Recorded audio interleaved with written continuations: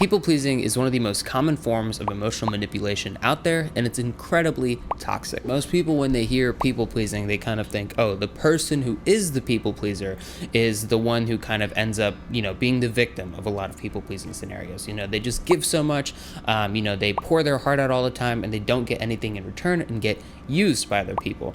But the reality is that yes, while people pleasers will end up kind of being the victim of their own people pleasing, the people who are on the receiving end of people pleasing are just as equally a victim in a lot of the cases. And that's something that you need to understand about people pleasing. Is people pleasing is not just toxic for the person who is doing the people pleasing, but it's also really toxic for the person who's on the receiving end of the people pleasing. And in this video, we're really going to take a deep dive and a closer look at people pleasing, because the thing is, a lot of people will really try to act like the person who's doing the people pleasing is the person who's the victim, and they just need more nice people around them, and they just need to have, more supportive, friendly people who can reciprocate what they do. But the reality is that people pleasing is very toxic. Inherently, it is very toxic to both the person who is doing it and the person receiving it. And in order to understand this, and in order to understand kind of how the person who's doing the people pleasing isn't really fully the victim in a lot of these scenarios, this can not only help the people pleaser stop people pleasing because they understand the kind of underlying root cause of a lot of what they're doing, it can stop them from engaging in kind of people pleasing, getting used, manipulated, all of this stuff, but it can also stop them from kind of repeating the same mistakes over and over. And once they kind of see why people pleasing is such a toxic and harmful behavior. So before we can kind of understand, how people pleasing is toxic, why it's problematic for both the person doing it and the person receiving people pleasing, let's actually understand what is people pleasing. So people pleasing, again, is a form of emotional manipulation that really revolves around one person kind of going above and beyond for another person in order to control that person's opinion about them. And we'll dive a little bit deeper into this, but for right now, we're just going to stick to the surface level of what is people pleasing. So some common kind of examples of things that people do when they're people pleasing include stuff like feeling really uncomfortable saying no, constantly going above and beyond your limits, feeling really afraid to state your needs or desires. A kind of common one is apologizing when you bump into inanimate objects, always saying sorry first, being very willing to take the blame in situations, even when there's nothing that was really your fault, feeling really uncomfortable when people tell you no for an answer, being really afraid of rejection, having a fear of abandonment is also typically at play when you're a people pleaser, always feeling like you're kind of second place in everyone else's life, and kind of being taken advantage of really often. So that's kind of the surface level, what's going on in terms of the behaviors. We see people who are really overly apologetic, super nice, super caring all the time, never, saying no, stating their needs. And on the surface, these behaviors seem really positive. A lot of the stuff that people pleasers do is actually not necessarily bad. They're very helpful, kind, generous people a lot of the time. But the problem starts to come out not with the actual behaviors themselves, but with the intentions behind those behaviors. And in the long run, the behaviors start to cause problems, not because of the behaviors themselves, but because of the reasoning and the rationale behind those behaviors. That's what kind of starts to create the problem and the toxicity in people pleasing. So let's now kind of start diving into understanding that rationale. Why do people please? The kind of core element behind a lot of people pleasing is kind of around people pleasers' self-worth. So if you are the people pleaser, right, a lot of the times what's going on here is that you have a really low self-worth. You don't think very highly of yourself. You have a really low self-esteem. You feel really down, that kind of stuff, right? And when you have this low self-esteem, what people pleasers try to do to kind of cover up this low self-esteem, there's lots of different ways of tackling this, but the people pleasers' preferred method is to have their self-worth be based on the opinions of those around them. So that's kind of the first layer on this people pleaser onion here, is that the people pleaser will say, I can't find a sense of self-worth, a sense of value, a sense of self-respect from inside of my own inner world. So what I'm going to do is I'm going to take the opinions of people around me and use those to determine my self-worth. And so if everyone around me thinks I'm a really nice person, they think I'm really cool, they like being around me and they're telling me and they're validating me all the time, then that means I'm a good person. And this is where the kind of problems start to begin, because there's a little subtlety that right, kind of starts to create the problem. It's okay to get some sense of self-worth derived from others around you. But the problem is that we don't really know what people around us kind of think when it comes to, their opinions of us, their perceptions of us. It's really hard to tell that. So a people pleaser, right, standing here desperate for the approval of those around them in order to get their sense of self-worth and their self-worth needs met. But the people pleaser has no idea what people actually think. We can't read minds. We can't actually understand what the opinions of others around us are. So they're not actually dependent on what other people think of them to have a good sense of self-worth. They're dependent on their perception of what other people think about them to get their self-worth. This is worth repeating. So you're the people pleaser, right? There's other people's opinions about you, but this is not where you get your sense of self-worth. It's not the opinions of other people. It's what you perceive other people think of you, right? And this perception right here, this is what causes lots of problems. Because the people pleaser, all of us, we deeply need to feel good about ourselves. We need to feel happy about ourselves. We need to feel like a good person. If you don't feel like a good person, you're gonna feel really terrible all the time. This is very common sense, straightforward. This is one of the basic human fundamental needs that we have. We need to feel like a good person. We need to be happy about ourselves. We need to be proud of who we are. And in order to be proud and happy of who we are, we need to have that kind of sense of good worth. And so for the people pleaser, since they can't readily get it kind of within their own self, and they're relying on an unreliable source, other people, the external world, for their sense of self-worth, they desperately are clinging onto it. Self-worth is kind of like water. Like, we need it to survive. We need it to live. And imagine if you couldn't get water unless you kind of made everyone else around you happy, right? Unless you did nice things for other people, you couldn't get water. If you think about it that way, it makes sense why people who are people pleasers are so kind of terrified all the time. If you view a sense of self-worth as kind of water, it becomes very apparent why the people pleaser mentality is toxic, right? Because let's say you're doing kind of nice things for people and people think good about you and you're getting water, you're feeling good, right? But what happens the second that you have needs that are different from someone else's, right? Like you're out and about with your friends or something like that, and they want to go to a restaurant that you don't really want to go to. But because, again, think about self-worth as water. You need to get kind of water from these people in order to live. You need to get that sense of self-worth met. And if you say no, no, I really don't want to go here, you risk upsetting someone else kind of around you, right? And the possibility that you might upset someone is terrifying because you need your sense of self-worth to be fulfilled, just like you need water, right? So what do? You shut down your own needs and say, yeah, sure, we'll go ahead and go there. And then you kind of go along with that, what everyone else is doing, and you get your sense of self-worth satisfied, but at the cost of kind of your own needs and your own problems. And you can kind of start to see this part where you're perceiving what other people might think about you as a problem, right? Because let's say you do say no and your friends are still cool with it. They still think you're fine and you pick an alternate restaurant, right? That most likely is what will happen if you have good friends. But again, it's not what other people think about you that's the problem. It's the perception of what other people might think about you that's the problem, right? So if you perceive that something you might do might negatively impact people's opinions of you around you, you'll not do it, right? And this is where the problem starts to come in, is because when you are desperate, when you need other people's approval in order to feel good, whole, and happy about yourself, you start to do things that are extremely manipulative because it's from a place of fear, right? You're terrified of what other people's perceptions are, because if they change, again, imagine you would stop getting water if people didn't like you. If people were upset with you, you wouldn't get water for a day or for 2 days or 3 days, That is agonizing, and that is a terrifying possibility because one of your core needs isn't being met. So that's where you start to engage in the more toxic kind of manipulative behavior. The way this will show up is kind of in things like, you're sacrificing your own needs. You're not saying no. You're not saying how you really think. You're not saying how you really feel. And where it starts to get most toxic is you'll start to say things that you don't really mean, A lot of people pleasers will kind of enter into commitments that they're not really ready for and they can't commit to, or they don't really have the time and space to. They'll say a lot of things that they don't necessarily mean, or they know that they mean, because they feel like it might make the other person happy. It might make the other person feel better. And there's lots of things like, just straight up lying, lying about your needs, lying about how you really feel, lying about, what it is that you really want out of a relationship, or lying to yourself about what you really need.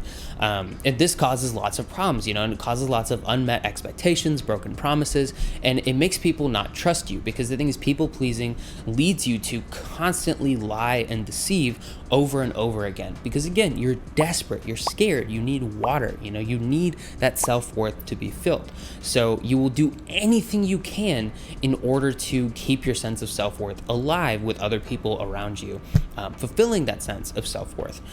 So this is where it becomes a problem, because you desperately need something like that. You'll start going to unhealthy measures in order to do this. And again, all the things I just listed, those are extremely unhealthy things. Not saying your needs, not setting boundaries, having people cross them, all of this stuff happens, right? And these things alone are pretty toxic, not telling people how you feel and expecting them to read your mind, assuming that they'll, guess what they feel. A lot of the problems that people pleasers come into are their own fault at the end of the day. A lot of people pleasers feeling like they're second place to everyone in their life, like no one appreciates them, all these things. At the end of the day, it's a lot more on them than they think it is, Sure, you might feel like you're being used, and you might feel like people don't get you or people don't understand you, and that's a perfectly valid way to feel. But the problem is like, if you voiced your needs, if you said what you wanted, and if you were firm with your boundaries, all of these things would not really happen as much. You wouldn't feel as taken advantage of, because you could say no to things that you didn't want to do. You wouldn't really feel like people crossed your boundaries if you set them and uphold them in the first place, right? But again, we still have to sympathize here with people pleasers. I understand this fully. I did this all the time. The reason you're not doing all these things is, again, because that's self-worth, right? You need that self-worth, which is why you'll kind of damage yourself so much and, let so many toxic people walk all over you, is because you need your sense of self-worth to kind of be fulfilled by other people. So with all that being said, that alone would be pretty toxic. But the most toxic part of people pleasing starts to come out in the form of kind of hidden resentments, right? Any people pleaser knows, if you keep on shoving down your needs and your wants and how you feel long enough, eventually you burst, you get really frustrated, you get really irritated, there's a huge anger outburst, you'll get extremely mad, and you'll, either just completely cut people off out of the blue, or you'll just end up, kind of not talking to them anymore, or you'll end up in like a big fight or something like that. And again, the reason is again, because you're not addressing your needs, you're not talking about what you want, and again, the root cause of that is because you are desperate for a sense of self-worth. So now that we have an understanding of why people please and like what the root cause problem kind of is there, we need to understand, how do people become this way in the first place? And once we understand how people start to engage in these behaviors, we can start to understand how to unlearn these behaviors and form better behaviors that are more productive in the long run and that will give us deeper, more intimate, long-lasting connections. So how do people start people pleasing? And a lot of this is, it kind of depends on how you were raised growing up. So if you are, typically a lot of women gravitate towards people pleasing more. There's some research on these kind of traits, like called sociotropy and autonomy, and sociotropy is very linked with people pleasing. I actually did a video on this before, I'll link it up here. And with that specific trait, sociotropy, it's a lot more strongly associated with women. And that's because, in gender dynamics, for men who have a sense of kind of lower self-worth, what they'll tend to do is they'll just bottle up their needs and pretend they don't even exist, right? But for women, because it's a little bit more socially acceptable to have those needs, they'll have those needs, and the way that they'll get it fulfilled is through people pleasing. Brene Brown talks a lot about this at great length in her book Gifts of Imperfection, where we feel like if we can be perfect, if we can do everything right, if we can be working, take care of our family, do all of these different things, and if we always make everyone happy, then like we can get our sense of self-worth fulfilled, right? And people in society will like very heavily discourage people, certain people more than others. Women are a good example, but also minorities, stuff like that, from standing up for themselves, saying how they really feel, speaking up, all of that stuff.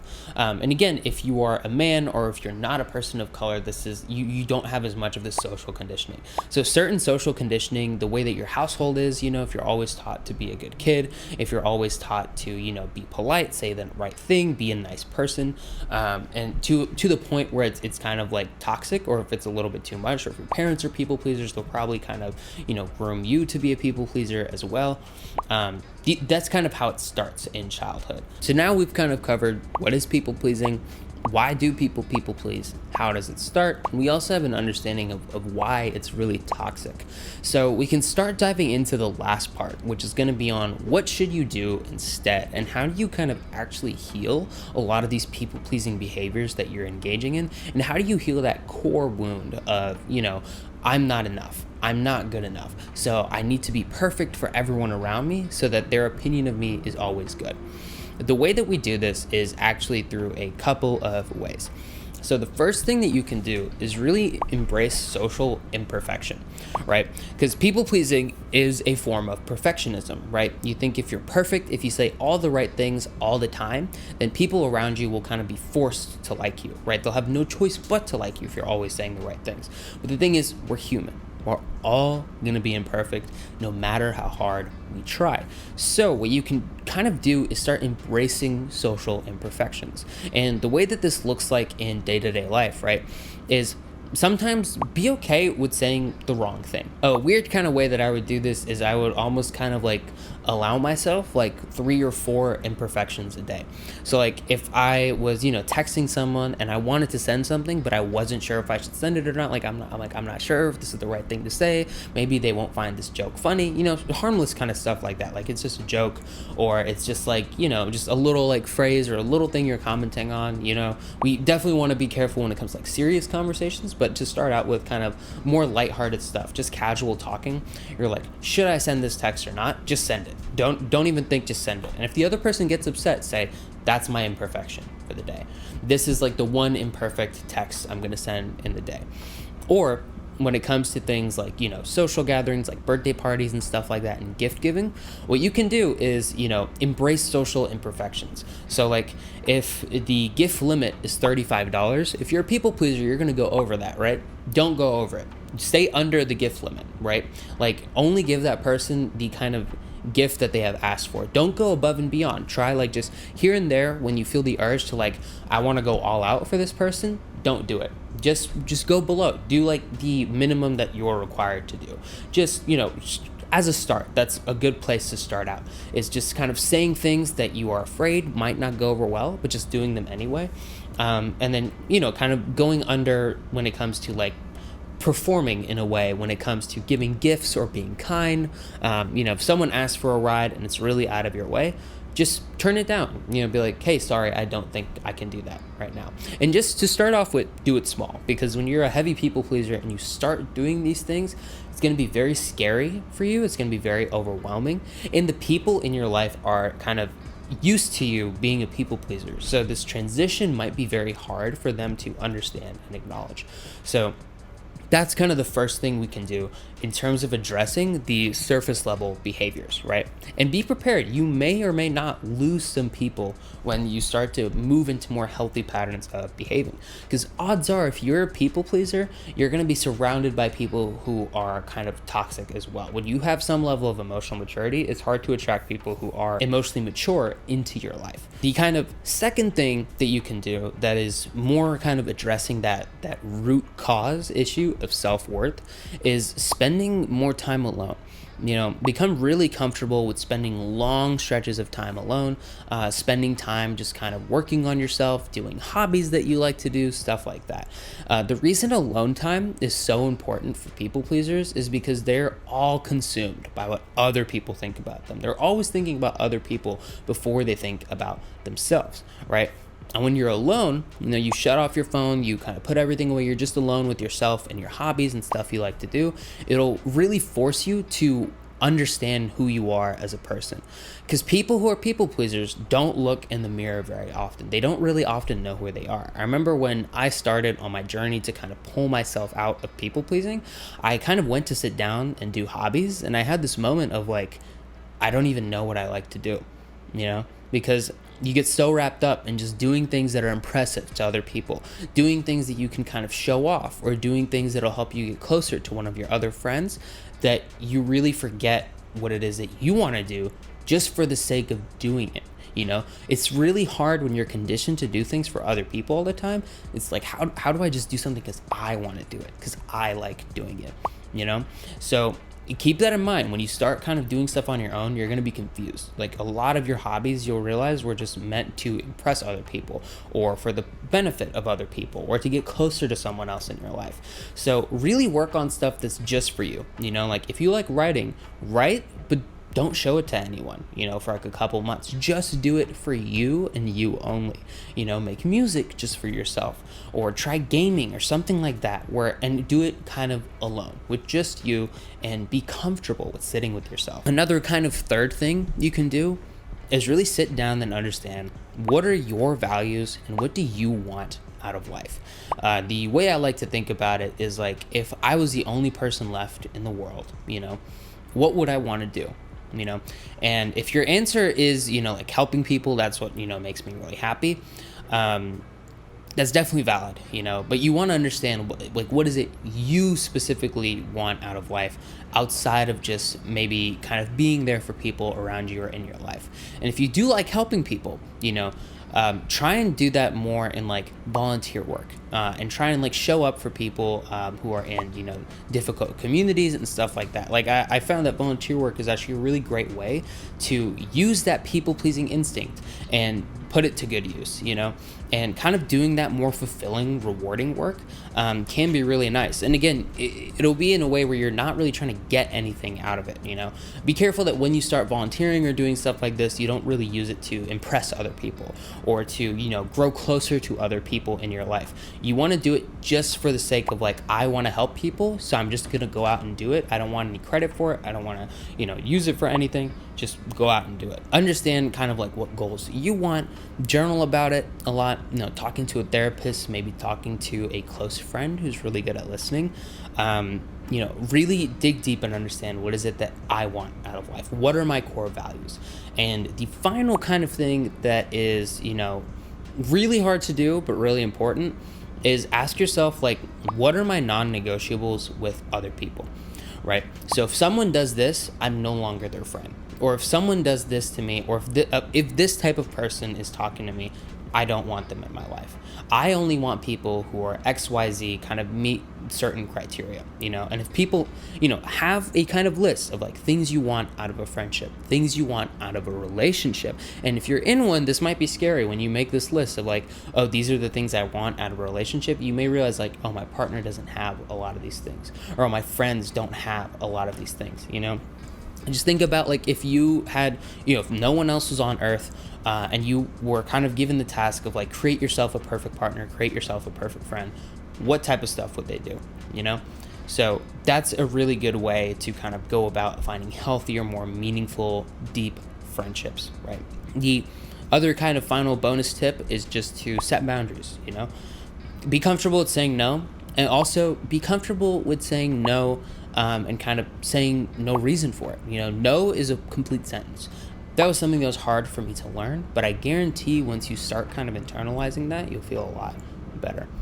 So to kind of summarize this whole video, people-pleasing is an incredibly toxic, manipulative way of behaving, and the reason that people do it is because people who are people-pleasers have a sense of low self-worth and try to control the opinions of those around them through people-pleasing, because their self-worth is based on their perception of what other people think around them. And now this is toxic because it damages the people-pleaser, because they're constantly trying their hardest to impress other people, be there for other people, overexerting themselves, overextending themselves out of the fear that other people around them won't like them, which is draining for them. But it starts to become problematic for other people as well when you start to build up resentment, you start cutting people out of your life out of nowhere, you start having little angry outbursts and passive aggressiveness. And in order to kind of fix this, what we need to understand is the root cause kind of comes like as you're growing up. Certain people with low self-worth have certain social constructs pushed onto them. If they're from a minority community, or if they're a woman, they'll be more likely to be pushed towards being happy all the time, helping everyone else, and making other people feel good. And then they start to derive their sense of self-worth from that. So to kind of recover from people-pleasing, you really got to focus on setting boundaries, saying no, understanding what your wants and your needs are. What do you want out of life? Understand what you want out of a friendship, out of a partnership, a relationship, and be really clear and concrete on that. Write it down so that you can, compare it to other people in your life, and new people who come into your life. You can kind of compare, like, okay, do they really meet the qualities that I want, or am I just sticking around because I'm trying to be nice? And the final thing to keep in mind is alone time is really great. So I hope that this video helps. Thank you so much for watching, and take care.